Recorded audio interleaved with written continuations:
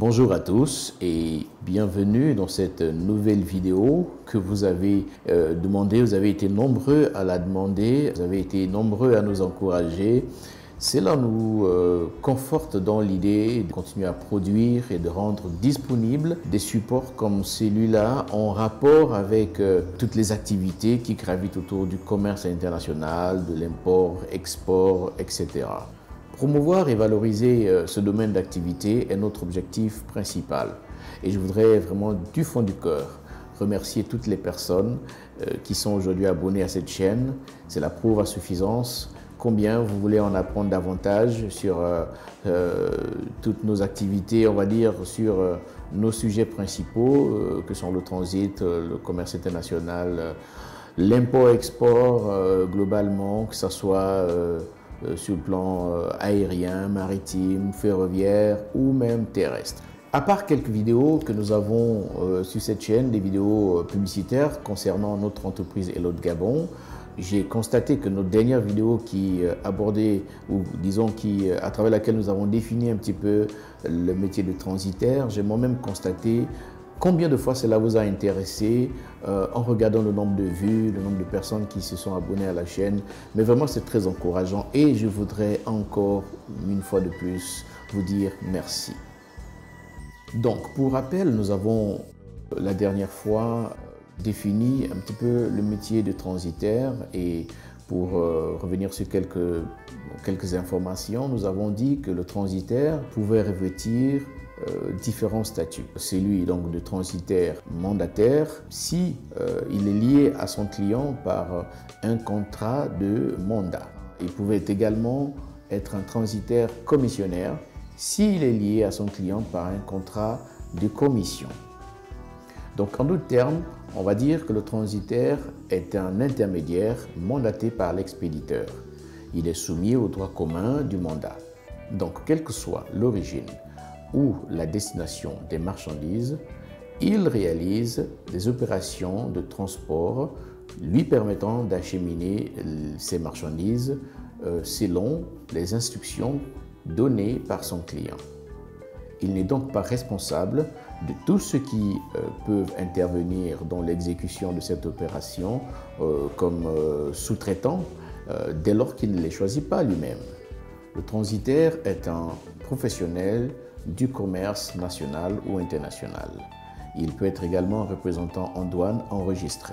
Et à ce titre, il réalise donc des formalités douanières pour justement permettre l'acheminement des marchandises d'un territoire à un autre. Le terme de transitaire est souvent utilisé de façon générique. Cependant, son rôle est bien différent de celui d'un commissionnaire de transport. Donc pour définir un petit peu, on dira que le commissionnaire de transport est régi par un contrat conclu entre lui et le donneur d'ordre, appelé aussi commettant. Il est un intermédiaire et un organisateur de transport. Il faut donc retenir aussi que le commissionnaire de transport choisit librement le mode d'acheminement qui est adapté à la marchandise à transporter. Il met en place ou il met en œuvre les contrats qui sont nécessaires justement à la réalisation de l'opération. Il choisit librement lui-même les intermédiaires ou les transporteurs qui doivent intervenir dans la réalisation de sa mission. En définitive, il faut savoir que la profession de commissionnaire de transport, elle est très réglementée. Le transitaire mandaté, comme son nom l'indique, est un simple mandataire. Il prend toutes les dispositions pour que l'acheminement des marchandises ou des biens se passe dans les meilleures conditions, sauf que c'est l'expéditeur qui lui donne des instructions à exécuter point par point. Comme ce n'est pas lui qui choisit le mode de transport, donc il n'est pas responsable des modes de transport choisis, donc de transporteurs choisis, que ce soit maritime, aérien ou terrestre ou ferroviaire.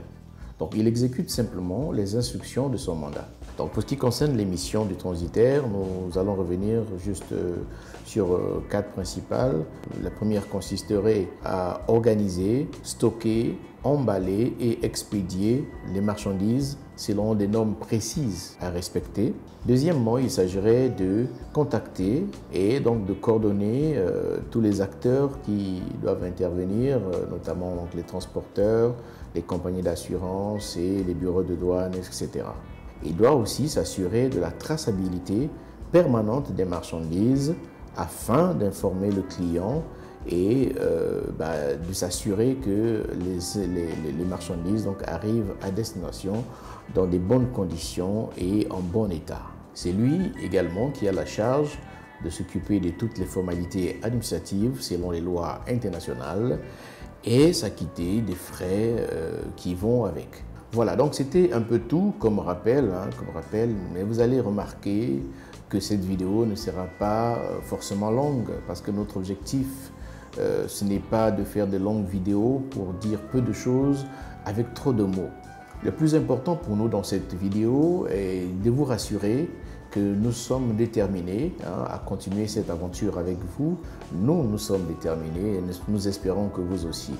D'ailleurs, nous sommes en train de préparer des supports d'acquisition de compétences, pourquoi pas des formations dans le domaine du commerce international. Je suis en train de préparer également un support, mais vraiment un support qui serait important pour des personnes qui veulent se lancer dans le domaine du transit. Ce qu'il faut savoir, ce qu'il faut connaître avant de se lancer dans le transit, ce sera utile pour ceux qui veulent se lancer dans cette activité, ceux qui ont des ambitions, qui veulent développer un business dans ce sens-là. Voilà, si ça vous intéresse, n'hésitez pas de nous le faire savoir dans vos commentaires, mais aussi que ce soit sur YouTube ou sur notre page Facebook. Merci encore. N'oubliez pas de vous abonner et d'activer la cloche de notification pour ne pas rater les prochaines vidéos. Merci encore et à très bientôt.